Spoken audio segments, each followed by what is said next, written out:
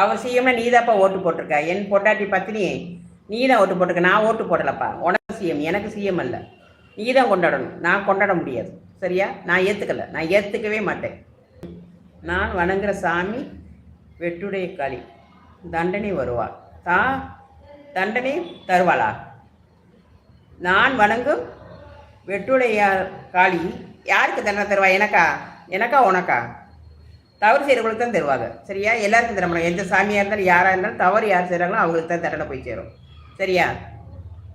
அம்மா வணக்கம். திமுக, அதிமுக, தாவிக எந்த ஆட்சி நல்ல ஆட்சி? 3 ஆட்சியுமே கும்பிடு போட்டு குழி தோண்டி புடைக்க வேண்டியது.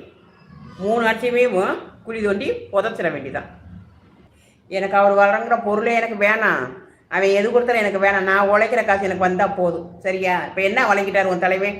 வழங்கினதை சொல்கிறாட்டே தயான்றவனே, தேவையில்லாமல் மூக்கு நினைக்காத. நீ அவன் வணங்குறது என்னடா வணங்கியிருக்க? மக்களுக்கு என்ன வணங்கிக்கா சொல்லி இப்போ கமெண்ட் பண்ணு தயா. மக்களுக்கு யார் என்ன கமெண்ட் கொடுத்துருக்காரு உன் தலைவன்றதை நீ இப்போ எனக்கு கமெண்ட் பண்ணணும். சரியா? கமெண்ட் பண்ணு. வார்த்தை பேசுகிறாங்க அவங்களுக்கு அம்மா நீங்கள் என்ன சொல்கிறீங்க? அப்படி பேசாதீங்கன்னு தான் நான் சொல்கிறேன். சரிங்களா? நீங்கள் ஒரு தாய் ஒரு தகவலுக்கு பயிர்ந்தால் தயவுசெய்து பெண்களை மதிங்க. சரியாக இருக்கிற பெண்களை மதிங்க. அப்படிக்கு இப்படி சிலுங்கிற ஆளுகளை அங்கே போய் வேணால் உங்கள் லீலைகளை வச்சுக்கோங்க. அம்மா மாதிரி இருக்கிறவங்கள, அக்கா மாதிரி இருக்கிறவங்கள தயவுசெய்து மதிப்பு கொடுத்து மரியாதையாக பேசுங்க அப்படின்னு நிறைய இடத்துல அவங்களுக்கு சொல்லிட்டு, இப்போ பேட் கமாண்ட் போட்டவங்க பூரா நம்ம லைவுக்கு வந்தவங்க. அவங்களுக்கு டியூஷன் எடுத்துட்டேன் அக்கா. சரியா? நிறைய டியூஷன் எடுத்துட்டேன் அப்படின்னு பேசுகிறானுங்க. அப்போ என்ன செய்யலாம்? 10 அப்பனுக்கு பிறந்தவங்க கூட நம்ம பேசக்கூடாது. 1 அப்பனுக்கு பிறந்தவங்ககிட்ட பேசலாம். 10 அப்பனுக்கு பிறந்தவங்க கூட எப்படி பேச முடியும்? அது படாதியாக இருக்கும். அதனால் அவன் நாட்டுக்கு அவன் போடுற கமெண்ட் போகட்டும். அவன் பிறப்பும் சரியில்லை, அவன் வளர்ப்பும் சரியில்லை, அவனே சரியில்லை. அவனுக்கு நம்ம என்ன டியூஷன் எடுக்க முடியும்? திருந்துடான்னு சொல்லிட்டோம். இப்போ நம்ம லைவில் போட்ட அத்தனை பேருமே தெரிஞ்சவங்க தான். திமுறா தான் கமெண்ட் பண்ணுறாங்க. இன்னும் கொஞ்சம் நாள் கழிச்சு வந்து என்கிட்ட மன்னிப்பு கேட்பாங்க. அந்த மாதிரி நான் ஆரம்பத்தில் இருந்தப்போ பேட் கமெண்ட் அள்ளி கொண்டது குமிச்சானுங்க. என்னால் லைவ்லேயே பேச முடியாது. அவ்வளோ பேடான வார்த்தைகள் பேசினாங்க. அம்மா அக்கான்னு சொல்லிட்டு கேட்க முடியாத வார்த்தைகள் போட்டாங்க. ஆனால் இப்போ எல்லோரும் ஒவ்வொருத்தனா வந்து மன்னிப்பு கேட்குறாங்க. ஏன்னா நம்மளை பேசுனாங்கன்னா கர்மா இருக்குது, அவங்கள சும்மா விடாது. சரியா? குடஞ்சி எடுத்துரும்.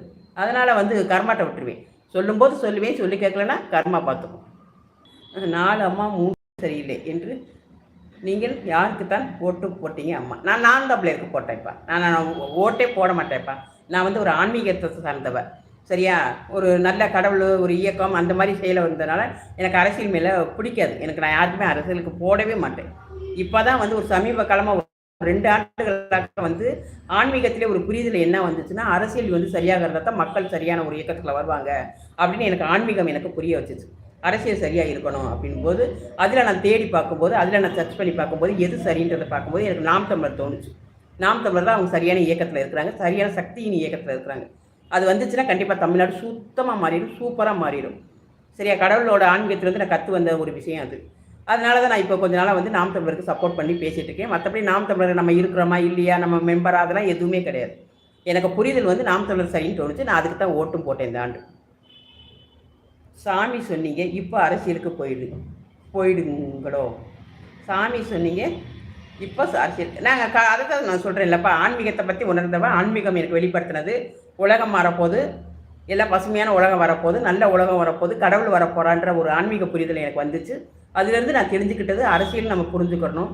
அரசியல் சரியாக மாறினால்தான் மக்களோட கவலைகள் தீரும், பிரச்சனைகள் தீரும்ன்றதை ஆன்மீகம் எனக்கு புரிய வச்சுச்சு. அந்த தேடலில் தான் நான் நாம் தமிழரை உணர்ந்தேன். அதனால தான் அதை பற்றி நான் சொல்லிட்டு இருக்கிறேன். அம்மா எப்போவும் எங்கள் சீமா அண்ணனுக்கு தான். ஆமாம் தம்பி, நமக்கு நாம் தமிழர் கட்சி தான். அந்த கட்சியோட இயக்கம் நமக்கு உண்மையான இயக்கம், சத்தியத்தின் இயக்கம். யாராக இருந்தாலும் நான் சொல்கிறேன், நான் இன்றைக்கி சொல்கிறேன், அதுக்கு ஓட் பண்ணுங்கள். 1 மாதம் டைம் கொடுங்க. 1 மாதத்தில் உங்களுக்கு வேண்டிய ஒரு 1/4 பங்கு பிரச்சனையாக தீரும். ஒரே மாதத்தில் தீரலைன்னா என் கழுத்தை கூட அறுத்துட்டு போயிருங்க. என் கழுத்தை நான் உங்களுக்கு இதாக தரேன். சரிங்களா? ஒப்பு கொடுக்குறேன். என்ன மாறலைன்னா என்ன செய்யலான்னு கேள்வி கேட்பீங்களா? அதுக்கு வந்து என் கழுத்தை கூட அறுத்துட்டு போயிருங்க. நான் சொல்கிறேன். அக்கா நீங்கள் சிஎம்மா கொஞ்ச நாள் இருக்கீங்களா? கொடு நீ கொடு. எனக்கு ஒரு மாதம் கொடு. ஒரே 1 மாதம் கொடு. 1 மாதத்தில் எப்படி மாத்திரைன்னு மட்டும் பாரு. கோயில்களில் இருக்கிற நகையை பூரா அள்ளி கொண்டாந்து வெளியே தெரிச்சிருவேன். 1 மாதம் கொடு நீ. 1 மாதம் அக்காவுக்கு கொடு, அம்மாவுக்கு கொடு.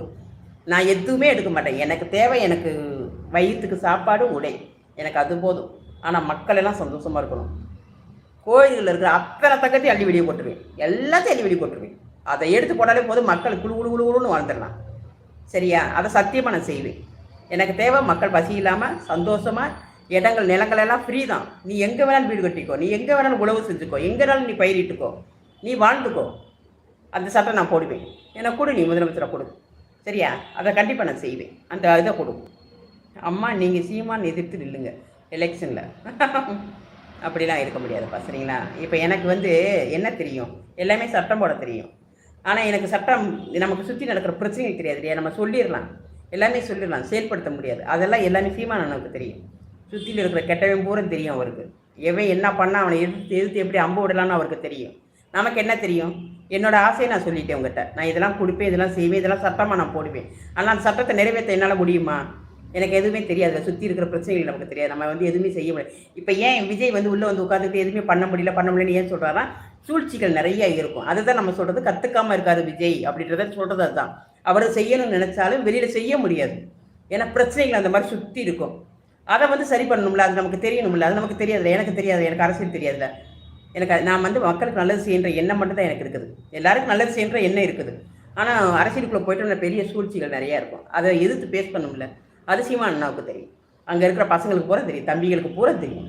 யாரை எப்படி அடிக்கலாம், என்ன பண்ணான்றதுக்கு பூரா அவங்களுக்கு தெரியும். அவங்க நிறைய கற்று வச்சுருக்காங்க. 18 வருஷமாக அரசியல் கற்று வச்சுருக்காங்க. பெரிய ஞானிகள் அவங்க. சின்ன குஞ்சு கூட அழகாக அரசியல் கற்று வச்சுருக்காங்க. அரசியல்ன்றது சும்மா கிடையாதுப்பா, வாயில் சவரால் பேசுகிறது அல்ல.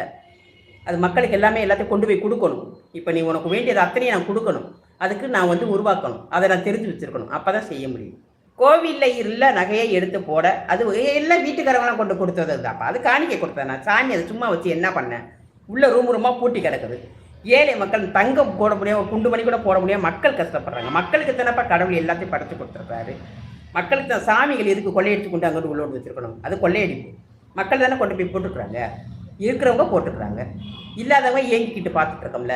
எல்லாரும் அனுபவிப்போம். எதுக்கு உள்ளே போட்டு பூட்டி வச்சிருக்க விஷயத்த வெளியில் போட்டு அனுபவிப்போம். இதில் என்ன தப்பு இருக்குது சொல்லு? உள்ளே பூட்டி கிடக்கு தங்கம் பூரா கட்டி கட்டியாக உள்ளே போட்டு பூட்டி வச்சுருக்கோம். தூங்குது. தூங்குறத மக்களுக்கு உபயோகப்படுத்திட்டு போகட்டுமே. இதில் என்ன தப்பு இருக்குது நீ சொல்லு? சாமி என்ன செய்யுது? சாமிக்கு எதுக்கு? சாமிக்கு போட வேண்டிய நகை போட்டோம். அவங்க தான் நம்ம கழட்டி எடுக்க போகிறதில்ல. ரூமுக்குள்ளே பூட்டி கிடக்குதில்ல, ஏகப்பட்ட நகைகள் கிடக்குல்ல, எடுத்து போட்டால் மக்களுக்கு கொடுக்கலாம்ல. தங்கம் வாங்க முடியாமல் எவ்வளோ பேர் கஷ்டப்படுறாங்க தெரியுமா உனக்கு? வாக்கு இருக்கா? அப்போ கொள்ளை அடித்த வச்சிருக்க அரசியல்வாதிக்கிட்ட போய் உங்கள் திறமையை காட்டி, ஏப்பா திறமையை நான் எப்படிப்பா காட்டுறது? நான் எப்படி திறமையை காட்ட முடியும்? நானே ஒரு இல்லாதவங்க, நானும் சரி சீமானும் சரி இல்லாதவங்க. ஓட் பண்ணுங்க, எல்லாத்தையும் புளிஞ்சு எடுத்துருவார் அவர்.